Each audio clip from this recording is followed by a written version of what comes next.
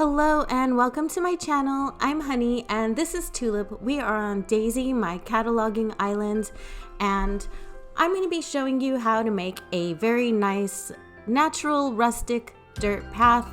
I'm making it on this island because this is a permanent island for me that I use, and I want to have this pattern available to tweak in the future should I want to change things about it.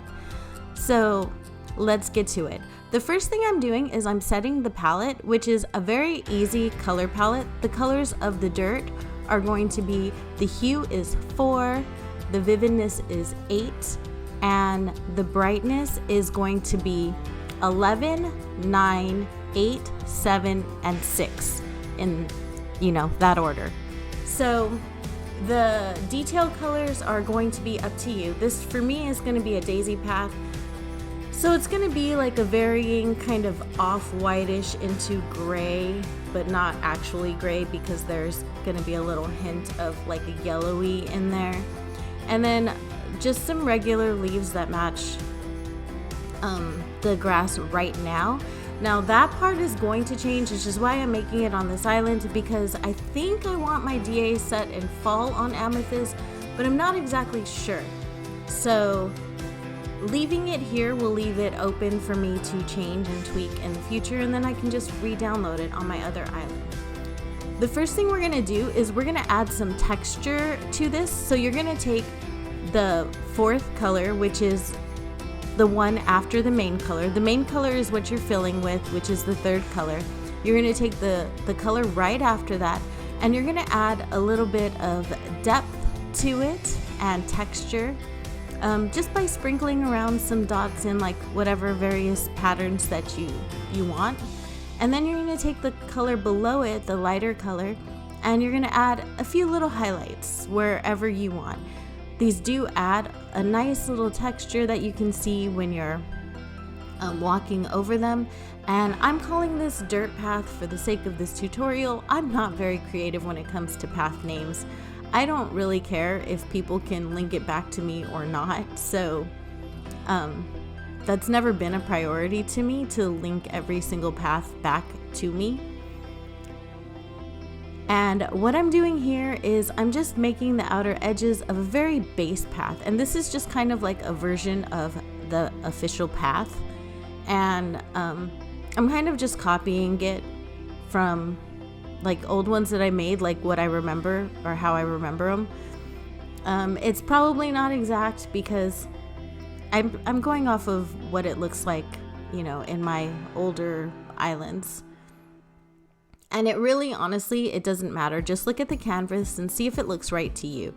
Like I could have rounded out the edge a little more, but I kind of like it going in just a little bit or a little bit more diagonal just for this particular piece or for one piece. I make them all just a little bit different. I like having that nice variation. To me, it looks a little bit more natural. By the time we are done with this, it's not going to look anything like this. So this part, it matters because it gives you like a nice base, but it doesn't matter in the sense of whether or not it's perfect. So I'm going to lay out the pieces around me the way I'm going to want them to look at, because it's going to help me set them up. Like basically make sure everything lines up. I'm adding a little bit of wearing, like holes kind of, so the grass peeks through in some areas. The reason I'm doing this right now on the base is because I kind of always do it. I do like having that on all of my patterns no matter what. It's also something that I kind of choose at random, but it's to remind me later that I'm gonna want to pixelate a little more in some areas than others, and on some pieces than others. So this is just kind of a little reminder to myself to pixelate that one more. And that is it. Right now we are just continuing to go through and make all of the pieces. You can do this by looking at the canvas and seeing what looks right to you, or you can feel free to screenshot what I'm doing and copy it if that makes you feel better. Either way is absolutely fine. I would, however, encourage you at some point to kind of let your creativity shine and see what works for you and what you like and what your own style is, and just experiment with a lot of this stuff.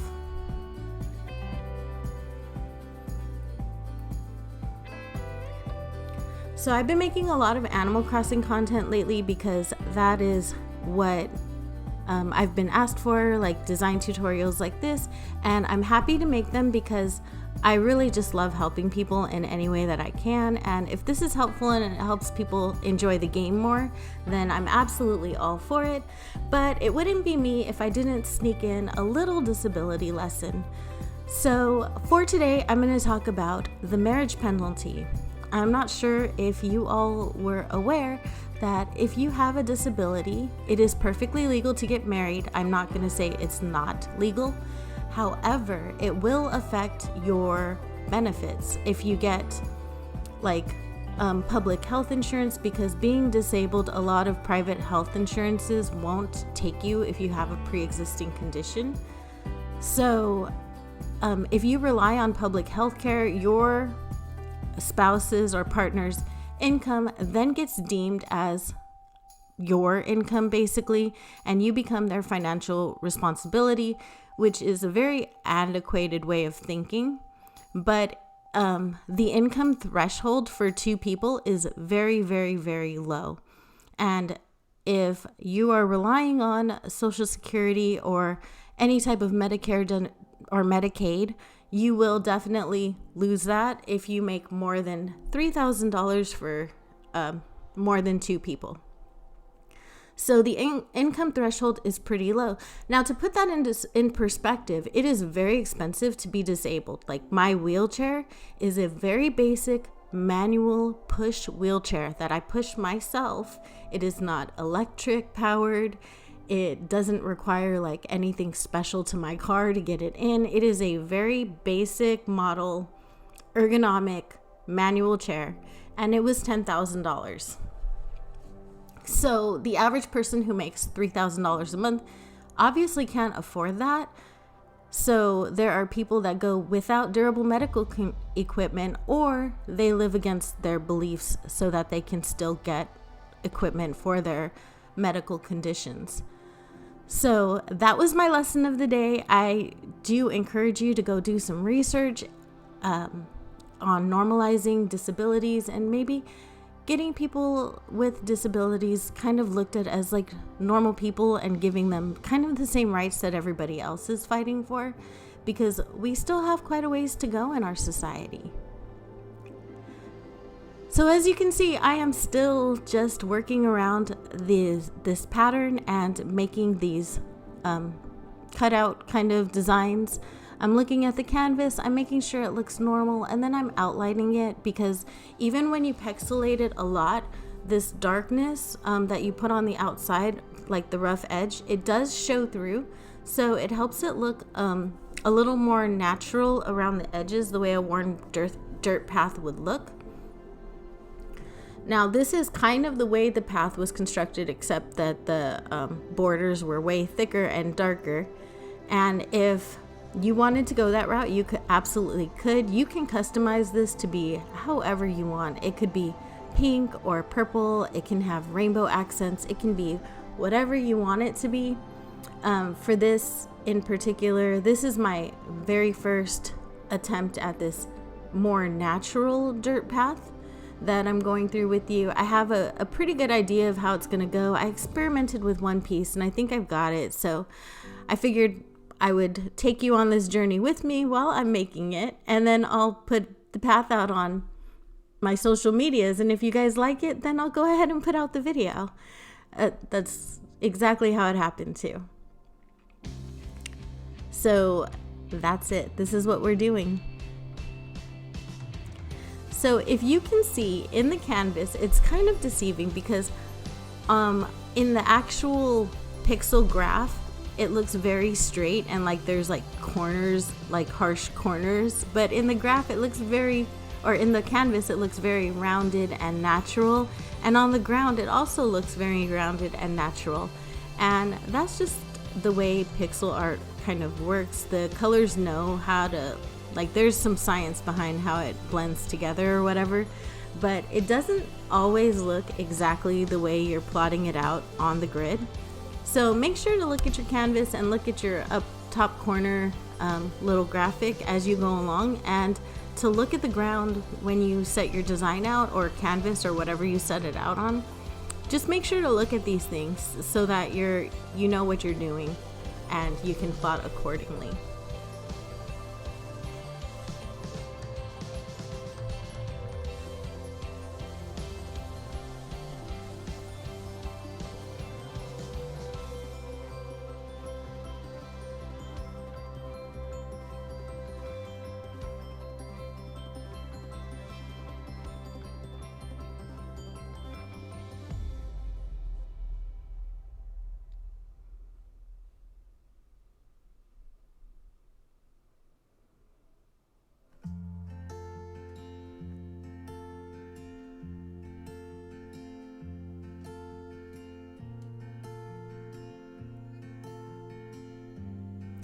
If anyone uses this tutorial in order to make some kind of a path, please tag me in it. I would really love to see what you guys come up with. It's really exciting to me to see like all of the creativity and the talent in this community. Everyone is so inspiring. That's actually what inspired me to start making these. Like in real life, I do draw, but I never thought of making like my own custom designs until I saw other people doing it, and I was just like, oh my goodness, this is just so amazing. How do I figure out how to do this myself? And that's what started the long process of just experimenting. Have some patience with yourself too. Be a little kind to yourself, because it is a learning curve. The way our islands were, my first island was very normcore, and as Liz would call it, and it was very square and not really cute at all. One day I'll do a tour of it, but yeah, I mean, this is just like that process. You just have a little patience and you'll get better at it, just like with everything else. It is also a new way to play the game, a new way to find excitement and fun. If you get tired of using the same custom designs over and over again from one island to the next, because we all have favorite creators, myself included, this is a good way to make the game new for you again. You can create your own custom designs and use your imagination to create your whole island beginning to end. So I do encourage you to really give it a shot. Try and add your own personal elements to your islands. See how that works out for you. And if you need any help, I will be putting in quite a few custom design tutorials for details and accents and things like that in the future, and hopefully that'll help you. I realized after I already finished this that I very easily could have just taken one of the side pieces and copied and pasted it here, and then made a copy of it and pasted it onto a new square, and then just had to do one side. But I think it was pretty early in the morning. I wasn't really thinking all that clearly, obviously. But if you want to take a shortcut, there's one that I didn't take. But I'm glad you guys get to see the process. Like, I'm human, so I do these things too.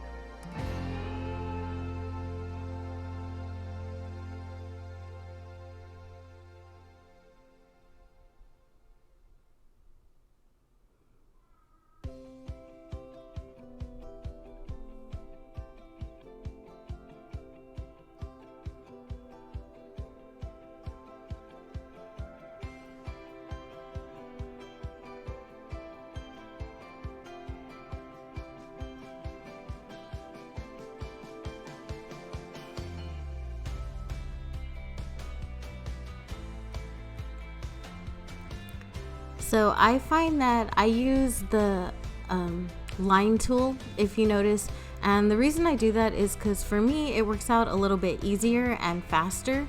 You can definitely just use the regular pencil if you'd like, but for me, the line art tool just works faster, and I just find that I do things a little bit easier. This is just going to be an alternate square. I need one with a clear pixel just in case I make this over some type of in-game pathing and I want it to conform, so I always make sure I have one of those. And then here's another one that's just going to be an optional design square that I always have one that's just not plain. And it is also optional. I'll expand upon this a lot more towards the end, but it's just basically as a placeholder so I know what I'm doing there. So I'm going to go through the process of uploading all of these, and then I'm going to pixelate them. So this is how we start making it look more natural. We just go through and we pixelate. Basically what we're doing is we're taking the clear pixel and we are making little patterns with it through the outer edges of our work. I went a little too crazy on this one and I put too many pixels. So what you're gonna see me do when I'm done with this is go back and add in more color back in, because I did get a little too happy with it, and I don't think I liked it the first go round. So I added more color back in, which is something that you really can absolutely do.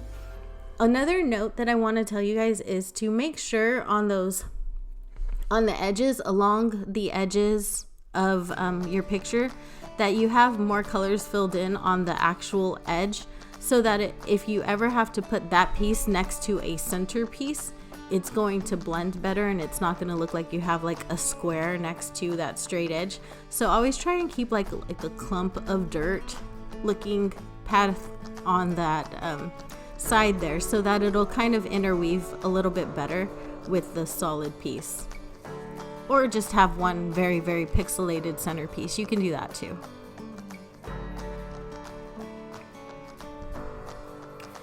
I'm not going to show you all of these because it's pretty redundant. You get the idea. You just go through and you add pixels to it, and then you add like some darker edges just to make sure that it all kind of looks cohesive throughout.